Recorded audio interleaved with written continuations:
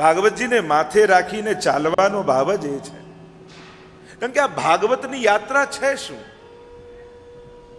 કર્મોના કારાગૃહમાં રહેલા જીવને નંદાલયના નંદ મહોત્સવ સુધી પહોંચાડવાની યાત્રા એ જ ભાગવતની યાત્રા છે.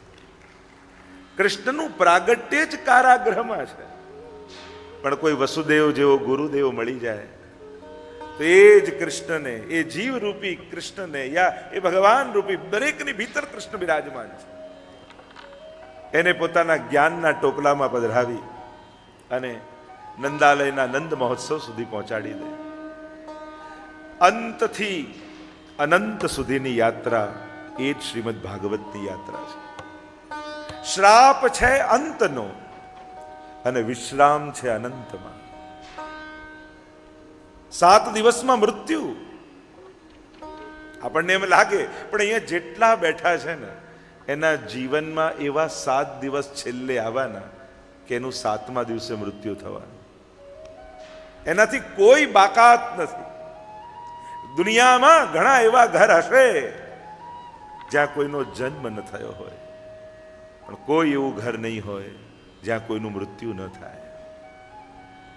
ભાગવતનો ઉત્સવ એટલે મૃત્યુને પ્રભુ મિલનની ક્ષણ બનાવવાનો ઉત્સવ. જીવનના અંત યા વિરામનો નહીં, નવા જીવનના પ્રારંભનો, એની ક્ષણોનો ઉત્સવ એ જ ભાગવતનો ઉત્સવ છે. અત્યાર સુધી આપણે એ શીખ્યા કે બધાએ મરીને જવાનું છે. ભાગવત શીખવાડે છે આપણે મરીને નથી જવું, આપણે તો જીવીને જવું છે. જીવનનો ઓડકાર લઈને જવું છે, જીવનની તૃપ્તિ લઈને જવું છે. 100 વર્ષ ન જીવી શકીએ તો વાંધો નહીં, પણ જેટલું જીવ્યા એટલામાં 100 વર્ષ જેવું જીવીને જવું છે. જીવનની પૂરેપૂરી તૃપ્તિ લઈને જવી છે. દુઃખની એક ક્ષણ પણ એક વર્ષ જેવી લાગે અને સુખના વર્ષ પણ ક્ષણમાં વીતી ગયા હોય એવું લાગે. સમયની ગણતરી તમે કેવા સંજોગોમાં છો એના પરથી ખબર પડે છે કે ઘડિયાળ કેટલી ફાસ્ટ ચાલી રહી છે યા ધીમી ચાલી રહી છે. સંકટનો સમય હોય ત્યારે આ તો કલાકે જતો નથી એમ આપણે કહીએ ને.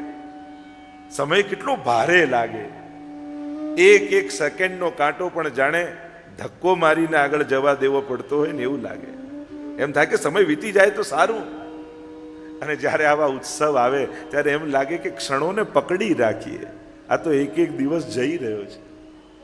કહેવાનો મારો અર્થ, સમય તમારા પર હાવી હોય છે ત્યારે સમય કાઢવો અઘરો લાગે છે, અને તમે જ્યારે સમય પર હાવી હોવ છો ત્યારે 7 દિવસ પણ ક્ષણની જેમ જતા રહે છે.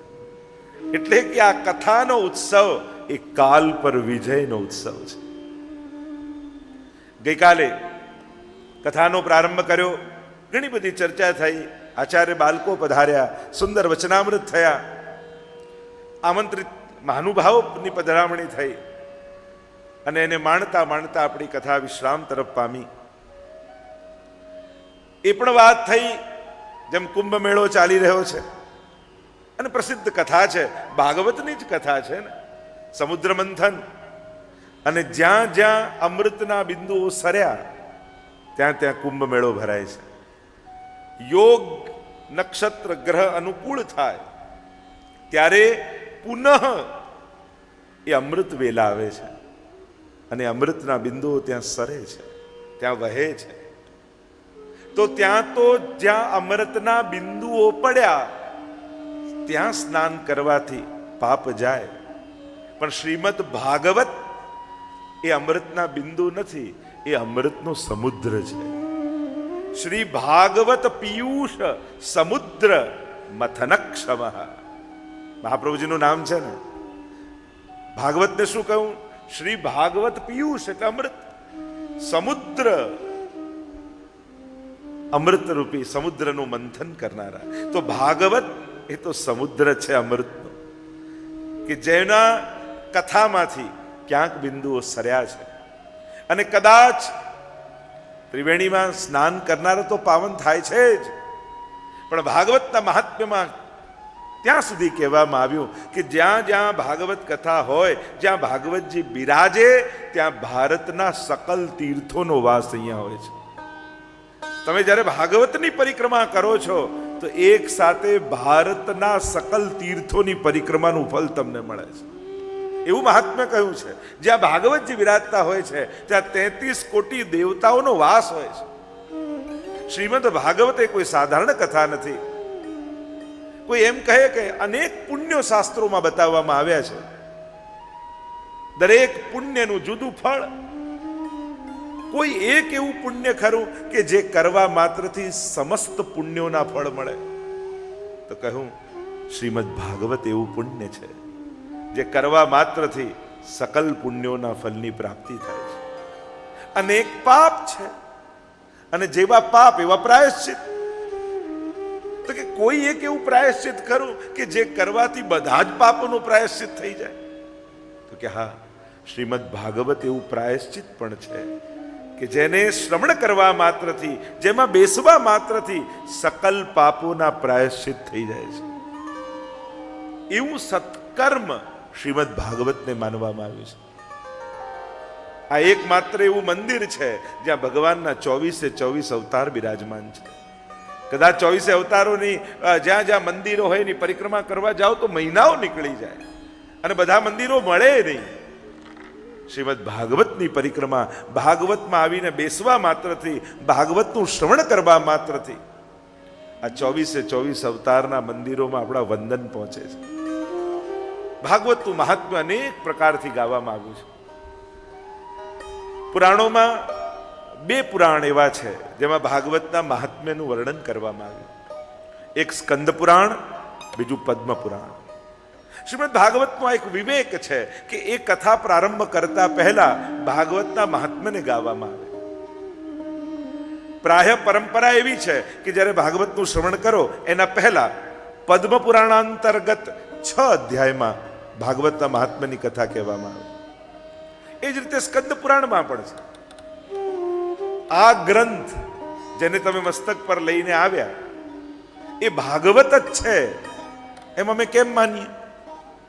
કદાચ કોઈ ભાગવતનું ઉપર પુઠ્ઠું ચડાવી દીધું હોય અને અંદર ગ્રંથ બીજો કોઈ હોય તો એને જાણવો કઈ રીતે?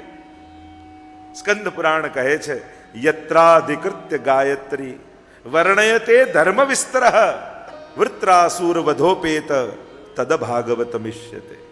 ये कथा भागवत की कथा है, ऐसे कैसे पता चले, कैसे जाने इसको? लक्षण बताते हुए कहा, जिसका प्रारंभ गायत्री मंत्र से होता हो. यत्राधिकृत्य गायत्री, तो आ ग्रंथનો પ્રારંભ પ્રથમ સ્કંદના પ્રથમ અધ્યાયનો પ્રથમ શ્લોક, જન્માદ્યસ્ય તોન્વયાદિતરતઃ ચાર્થે સ્વભિજ્ઞ સ્વરાટ તેને બ્રહ્મ હૃદય આદિ કવયે મુહ્યંતિ યત સૂરય તેજો વારી મૃદામ યથા વિનિમયો યત્ર ત્રિસર્ગો મૃષા ધામના સ્વેન સદા નિરસ્તકુહકમ સત્યમ પરમ ધીમહિ. ये पौराणिक गायत्री है. यत्राधिकृत्य गायत्री वर्णयते धर्म विस्तरः, જેમાં વિસ્તારથી ધર્મનું વર્ણન હોય. વૃત્રાસુર વધોપેત, જેમાં વૃત્રાસુરના વધની કથા હોય. વૃત્રાસુરના વધની કથા આવશે. તદ ભાગવત મિષ્યતે, એ ભાગવત છે. 4 અધ્યાયમાં સ્કંદ પુરાણમાં, 6 અધ્યાયમાં પદ્મ પુરાણમાં. કારણ કે મહાત્મ્ય એ ભક્તિનો પ્રારંભ છે. ભાગવત એ ભક્તિનો ગ્રંથ છે. ભાગવતનો એક અર્થ ભક્તો પણ થાય છે. આપણે એમ કહીએ આ તો પરમ ભાગવત છે, આ પરમ ભાગવત છે, ભક્ત કહેવાય. શ્રીમદ ભાગવતમાં ભક્તોના ચરિત્ર છે, જેનું શ્રવણ કરવા માત્રથી પ્રત્યેકની ભીતર ભક્તિનો ઉદય થાય છે. અને એટલા માટે ભક્તિની પણ વ્યાખ્યા કરીને મહાત્મ જ્ઞાન પૂર્વસ્તુ સુદૃઢ સર્વતોધિક સ્નેહ ઇતિ ભક્તિ.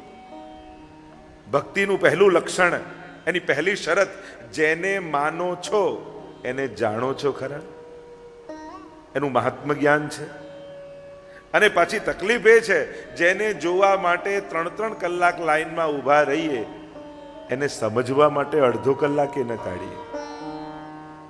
એક વસ્તુ યાદ રાખજો, ભગવાનને જાણ્યા વગર માનવા ગયા ને તો જીવનની કોઈ પણ નાની મોટી ઘટનાઓ તમને ભગવાન પ્રત્યે ક્યારેક અભાવ લાવી દેશે. કારણ કે તમે એને જાણ્યો નથી, એનું સ્વરૂપ, એનું સામર્થ્ય, એનો સ્વભાવ. અને જ્યારે એનો પરિચય તમને થાય પછી દુર્ઘટનાઓમાં પણ તમને ભગવદ લીલાના દર્શન થાય.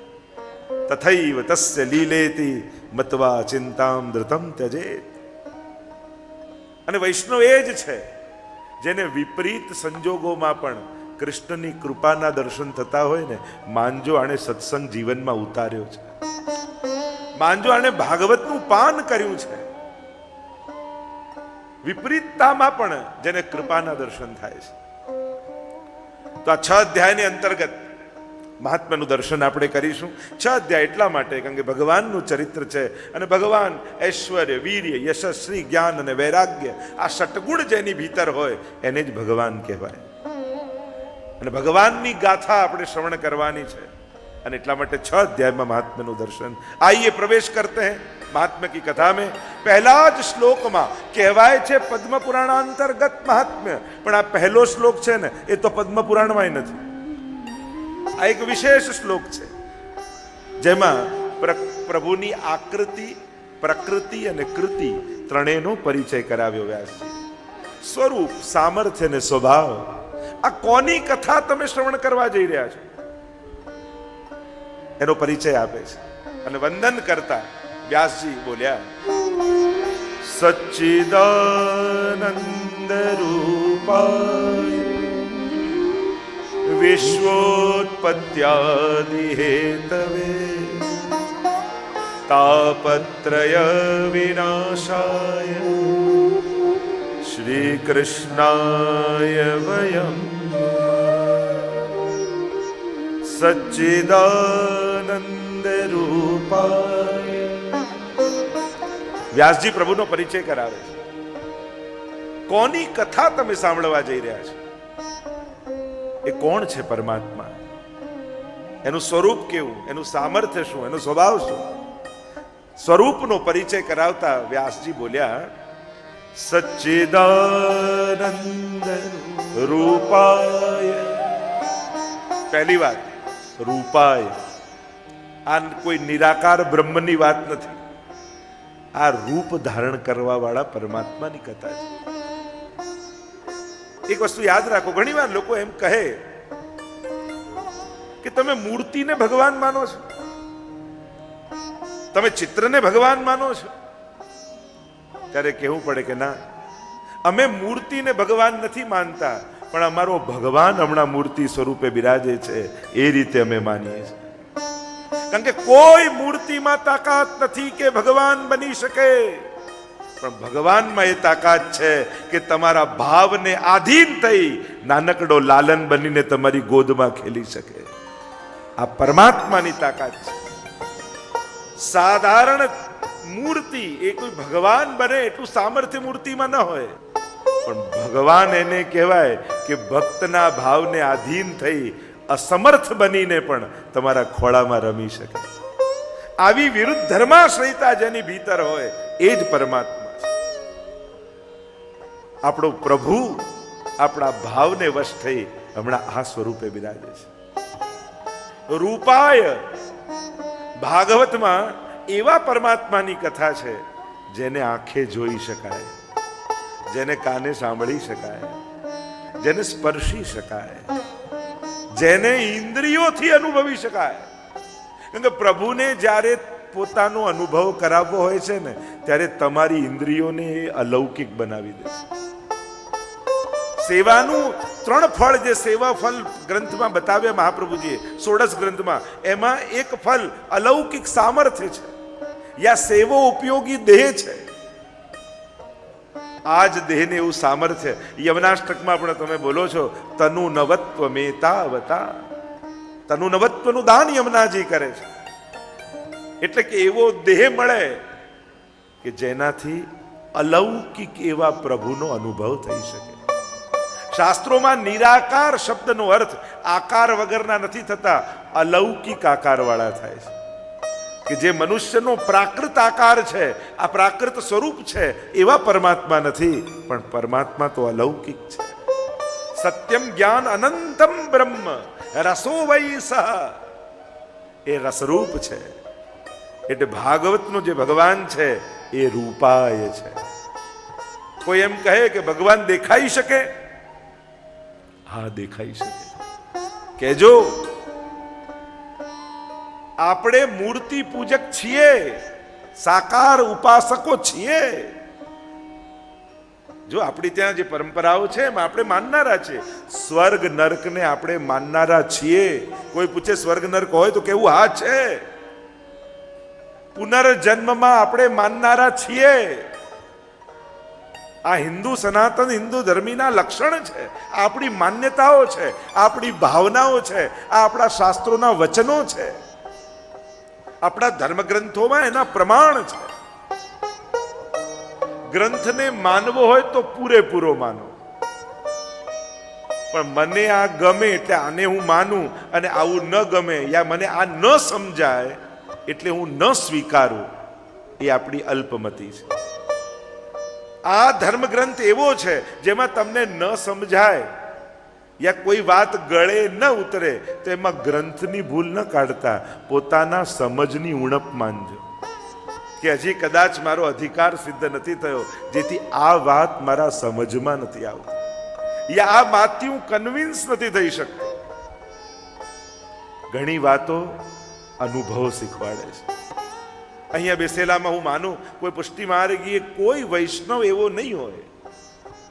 તમારા માટે ઠાકોરજી કલ્પના નથી કે મારે લોજિક આપીને એ છે એ સાબિત કરવા પડે. તમારા બધા માટે ઠાકોરજી તમારો અનુભવ છે. જીવનની કોઈ ને કોઈ ક્ષણે અહીંયા જેટલા બેઠા છે એ મહાપ્રભુજીનો, યમુનાજીનો, ગિરિરાજજીનો કે શ્રીનાથજીનો નાનો મોટો તમને બધાને અનુભવ હશે કે એ તમારી જોડે સતત રહે છે. તમને ક્યાંક ને ક્યાંક સુરક્ષા આપે છે, ક્યાંક ને ક્યાંક તમારા મનોરથોને પૂરા કરે છે. એ નાનો મોટો આપણા બધાનો અનુભવ છે. આપણા માટે શ્રીનાથજી કોઈ પ્રમાણો આપીને સાબિત કરવાનું એ અગોચર તત્વ નથી. એ રોજ બરોજ જેને ગોદમાં લઈ આપણે આનંદનો અનુભવ કરીએ છીએ એવો અનુભૂતિનો વિષય છે આપણા માટે. એટલે આપણા માટે ભગવાનને કોઈ આકાશ તરફ જોવાની જરૂર જ નથી. આંખ બંધ કરો. વૈષ્ણવ જાગે છે તો એ લાલનને જગાવવા માટે, વૈષ્ણવ રસોઈ બનાવે છે તો એ લાલનને આરોગાવવા માટે, એ સુઈ જાય છે તો એમ થાય કે હવે આંખે તો પોડી ગયો, અનવસર થઈ ગયો, આ આંખનો અવસર રહ્યો નથી, લાવને આંખ બંધ કરી લઉં તો છાનો માનો સ્વપ્નમાં એ આવી શકે. એનો તો સુઈ જવું પણ ક્યાંક ને ક્યાંક આંખ બંધ કરીને ભગવત દર્શન કરવાની લાલસા જ છે. આ તો વૈષ્ણવી જીવનની મધુરતા છે. રૂપાય हमारे ठाकुर जी रूप वाले, અને સાધારણ રૂપવાળા નહીં, રૂપ દેખ નૈના પલક લાગે નહીં, એવો રૂપ વાળો કે એકવાર જેણે એને જોઈ લીધો ને પછી દુનિયાના બધા રૂપ એને ફીકા લાગવા લાગે. રસકાનજી કી વાર્તા તો આપ પડતે હોંગે. પેલું ચિત્ર લઈને રસકાનજીને એક બાળકમાં બહુ આસક્તિ, અને બે વૈષ્ણવ વાત કરતા હતા કે આ બાળકમાં જેટલી આસક્તિ છે એટલી જો શ્રીનાથજીમાં થઈ જાય ને તો બેડો પાર થઈ જાય. અને કાઢી કટાર પકડ્યા વૈષ્ણવને, બતાવો કોણ છે શ્રીનાથજી. ગભરાયા પેલા વૈષ્ણવ, પાગમાં એક ચિત્ર હતું શ્રીનાથજીનું, બતાવ્યું અને રસકાને જ્યાં શ્રીજીને જોયા, શ્રીજી ના થઈ ગયા. કહ્યું કે હવે તો જોવો છે તો આને, મેળવવો છે તો આને. અને ચિત્ર લઈને આખા બ્રજમાં ફરે, દરેક મંદિરમાં અંદર જતા રહે ને જુએ આ છે ના, આ મારો શ્રીનાથ નથી. દરેક મંદિરમાં જાય.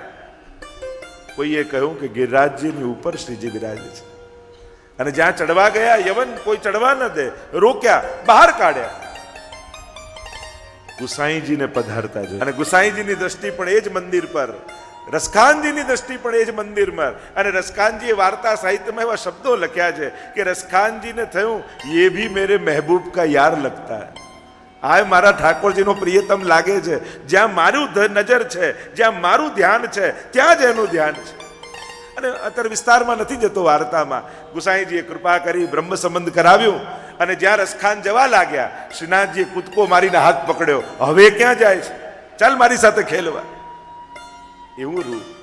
એ આગ્રાના બજારમાં નાચનારી ગણિકા, કૃષ્ણદાસ અધિકારીનો પ્રસંગ. અને ગણિકાને જોઈ કૃષ્ણદાસને થયું, આ તો શ્રીનાથજીનો દૈવી જીવ લાગે છે. દુનિયાને ખુશ કરવા નાચે છે, એના કરતા શ્રીજીને પ્રસન્ન કરવા નાચશે ને તો શ્રીજી એનો સ્વીકાર કરી દેશે. પૈસા આપી એને લઈને આવ્યા શ્રીનાથજી પાસે.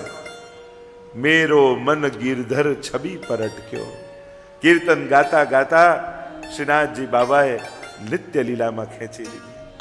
કેવા કેવા અદ્ભુત પ્રસંગો છે. એ 60 વર્ષ કો બેલ ના થયો એનો પણ પ્રસંગ આવે છે વણિકનો. કેટલા અત્યારે મેં વિસ્તારમાં નથી જતો, પણ રૂપાય હમારે ઠાકોરજી રૂપ વાલે. શ્રીનાથજી બાબા શ્રીમદ ભાગવતજીનું સાક્ષાત સ્વરૂપ, સાક્ષાત સ્વરૂપ. 12 સ્કંદ ભાગવતજીના, તો 12 અંગ, દ્વાદશાંગો હિ પુરુષ. એ પરમ પુરુષ પરમાત્માના 12 અંગ. એટલે જ મહાપ્રભુજીએ સાક્ષાત ભાગવતજીની શ્રીનાથજી સાથે સમાનતા કરી. પ્રથમ 2 સ્કંદ શ્રીનાથજી બાબાના બંને ચરણ, બીજો ને ત્રીજો સ્કંદ બંને, ત્રીજો ને ચોથો સ્કંદ બંને બાહુ, પાંચમો અને છઠ્ઠો સ્કંદ બંને જંઘાઓ, સપ્તમ સ્કંદ શ્રીનાથજી બાબાનો મુષ્ટિકા વાળો હાથ જે કમર પર છે, આઠમો અને નવમો સ્કંદ બંને વક્ષસ્થલ, દશમ સ્કંદ હૃદય, એકાદશ સ્કંદ મસ્તક અને 12મો સ્કંદ ઊંચો ઉઠેલો હાથ શ્રીનાથજી બાબાનો, જેનાથી શ્રીનાથજી બાબા બધાને બોલાવે છે, આવ આવ આવ આવ. એટલે જ કહું, જો કથાની કદાચ કંકોત્રી ન મળી હોય ને તોય કથામાં જવું. કોઈના લગ્ન હોય, એ વરરાજા તમને કહી જાય કે મારા લગ્નમાં આવજો, પછી તમે કોઈ કંકોત્રીની રાહ જુઓ. તો અહીંયા શ્રીનાથજી બાબા દ્વાર પર ઊભા ઊભા તમને બોલાવતા હોય કે આવ આવ આવ, પછી કંકોત્રીની કોઈ દુર્ભાગી હોય એ જ રાહ જુએ. અને એક વસ્તુ યાદ રાખજો, કંકોત્રીથી કથામાં અવાતું નથી, જન્મોત્રીમાં લખ્યું હોય તો જ કથામાં બેસાય છે. ભાગ્યોદયેન બહુજન્મ સમર્જિતેન સત્સંગમમ ચ લભતે પુરુષો યદાવે. આ તો ઠાકોરજી ભાગ્યમાં કથા લખી હોય તો જ બેસાય. અમુક સ્થાનો એવા છે દુનિયામાં, ઘણી જગ્યાએ બેસીએ છીએ, પણ બેસવા જેવું જ્યાં છે ત્યાં નથી બેસતા. ક્યાં જઈને બેસવું, ક્યાં જઈને ઊભા રહેવું, આ બધાનો વિવેક છે. જેમ જેમ કથાની યાત્રા વહેતી જશે આપણે ચર્ચાઓ બધે કરતા જઈશું. તો રૂપાયની જે વાત કરું છું, તો 12મો સ્કંદ શ્રીનાથજી બાબાનો ઊંચો ઉઠેલો હાથ, આખી એની ભાવના બતાવી. ઉક્ષિપ્ત હસ્ત પુરુષો ભક્ત માકાર્યત્યુત દક્ષિણેન કરીણા, એટલે દક્ષિણા જમણો હાથ, પુષ્ટિકા વાળો ખબર. એ જ રૂપાય પ્રભુ છે. કેવા રૂપ વાળા? સચ્ચિદાનંદ રૂપાય. સત ચિત અને આનંદ રૂપ વાળા. ચર્ચાઓ ઘણી છે, અનેક પ્રકારની. મહાપ્રભુજી 16 ગંધમાં પણ ચર્ચા કરી. સત તત્વ શું છે? તો કે જેનો ક્યાંય અભાવ નથી, એ જ પરમાત્માનું સત તત્વ છે. ના સતો વિદ્યતે ભાવો ન ભાવો વિદ્યતે સત. એનો ક્યાંય અભાવ નથી, એ બધે જ છે. એટલે જ જે પાપ કરતા હોય એ જ્યારે એમ સાંભળે બધે જ તમને એ જુએ છે તો એને ડર લાગે. પણ જે પુણ્ય કરતા હોય એ જ્યારે એમ સાંભળે કે બધે જે જુએ છે એને આનંદ થાય કે મારા સત્કર્મો કોઈ જુએ ન જુએ, મારો પરમાત્મા તો જોઈ જ રહ્યો છે. તમારો ઠાકોરજી જોઈ રહ્યો છે તમારા પુણ્યોને. છુપાઈને લીધેલી રોટલી પણ એને લખી છે, અને છુપાઈને કોઈને ખવડાયેલી રોટલી પણ એને લખી છે. અને કર્મના સિદ્ધાંતમાં એક વસ્તુ યાદ રાખજો, પુણ્યથી પાપના છેદ ઉડતા નથી. ઘણી વાર લોકોને એમ થાય કે આટલા પાપ થયા તો લાવ આટલા પુણ્ય કરી લઉં એટલે બેલેન્સ બધું બરાબર થઈ જાય. કર્મના સિદ્ધાંતોમાં બેલેન્સ થતા નથી. ગહનો કર્મણા ગતિ, ભગવાન કહેતે हैं कर्म की गति बड़ी गहन है. પાપ પાપની જગ્યાએ ભોગવવા પડે ને પુણ્ય પુણ્યની જગ્યાએ ભોગવવા પડે. સતતત્વ પરમાત્મામાં છે. બીજું તત્વ પરમાત્મામાં છે ચિત્ત. ચિતિ જ્ઞાને ભગવાન સર્વજ્ઞ છે. કોઈ જ્ઞાન એના જ્ઞાનની બહાર નથી. હા, એક વિષયમાં ભગવાન કાચો છે. ભગવાન બધા જ વિષયમાં પ્રવીણ છે, પણ ભગવાનનું ગણિત બહુ કાચું છે. માણસ છે ને એ ગણિતમાં હોશિયાર હોય, ભગવાન ગણિતમાં બહુ કાચા. અને એટલા કાચા કે રાઈ જીતની સેવા કો ફલ માનત મેરુ સમાન. તમે ફેરવી હોય એક માળા અને ભગવાન તમને રાજસુ ને અશ્વમેઘ યજ્ઞના પુણ્યો આપી દે. જે ગણતરી કરે ભગવાન નહીં. ક્યાંક જીવ ભગવાન પાસે ગયો તો ચોપડા ખોલીને હિસાબ કરે ભગવાન નહીં, સજા કરે ભગવાન નહીં, ક્ષમા કરે ભગવાન છે. આ તો ગણિત આપણે ઠાકોરજીને શીખવાડ્યું કે એક માળા કરીએ ને તો આટલું આપવાનું, 9 યમનાષ્ટક કરો તો આટલું આપવાનું, આટલી માળા કરો તો આટલું ફળ આપવાનું. પ્રભુ કે અચ્છા, સારું થયું તે મને શીખવાડી દીધું. મારું ગણિત તો ઊંધું હતું. હું તો રાઈ જેટલું કરે એને મેરુ પર્વત જેવું આપું. 3 મુઠ્ઠી તાંદુલ સુદામાના ખાઈ અને કુબેરનો વૈભવ આપી દેતો હતો. સારું થયું તે ગણિત શીખવાડ્યું, હવે હિસાબ બરાબર કરીશ. તો પ્રભુનું ગણિત બહુ કાચું છે.